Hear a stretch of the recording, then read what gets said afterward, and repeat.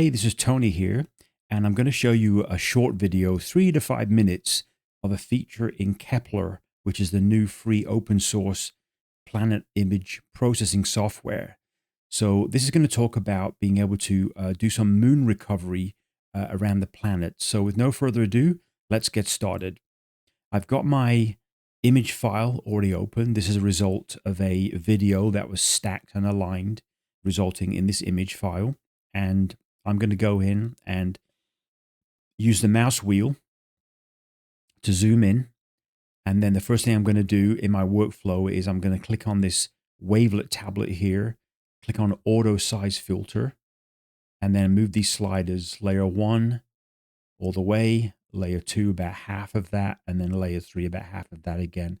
I've gone into more detail on these in other videos, so I definitely encourage you to take a look at those. So we've got a bit of noise that's been introduced now, so I'm going to go over to the next tab in the workflow. The idea with Kepler is these tabs kind of follow a chronological workflow.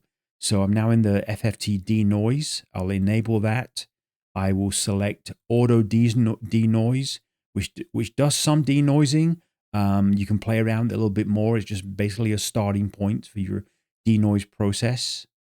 Then I'll go over to the RGB tab. I'll do auto color balance, white balance. And then I'm going to go into the tools, do a very slight sharpening, deconvolution. I'm going to go into maybe adjust the curves a little bit. And again, I covered all this in greater detail in another video. Maybe some local contrast enhancement, just a little smidge there.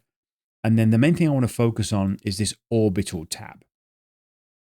Oftentimes when we capture video files of the planets, either the scene conditions aren't optimal.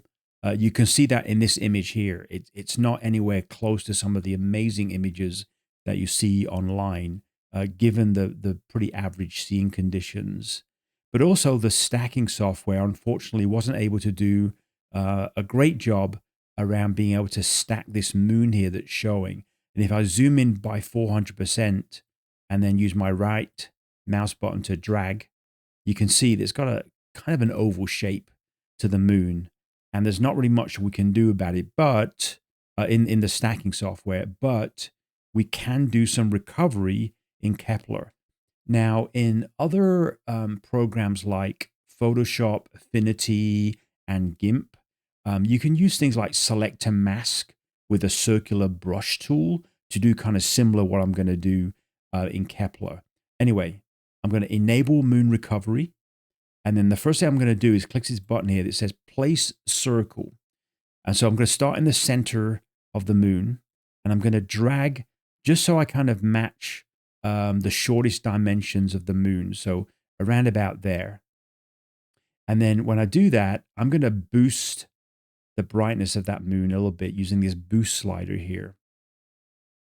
And you see that we get some brightness coming in, maybe a little bit too much. I'm going to back off somewhat.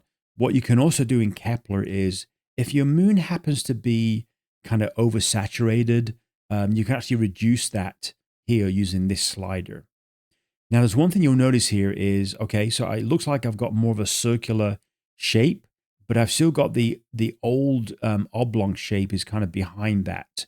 And so you can go in and you can darken the outer edge of that circle on the outside. So if it increases a little bit, you can see straight away that the darkness is taking place there around the outer edge.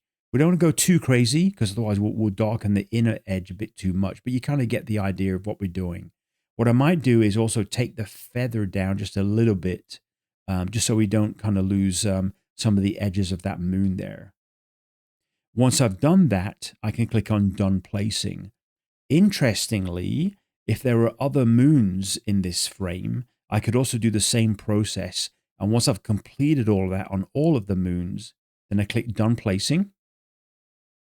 And then I click Moon Recovery Complete. And you see now, look, we've got a much more circular shape. There's a little bit more there on the right there. I probably should have gone a little bit darker. But you kind of get the idea of what you can achieve with Kepler and this Orbital tab and moon recovery. That's it. Thank you very much for watching. I definitely encourage you to Download Kepler, play around with it. The link to the download is in this meeting request.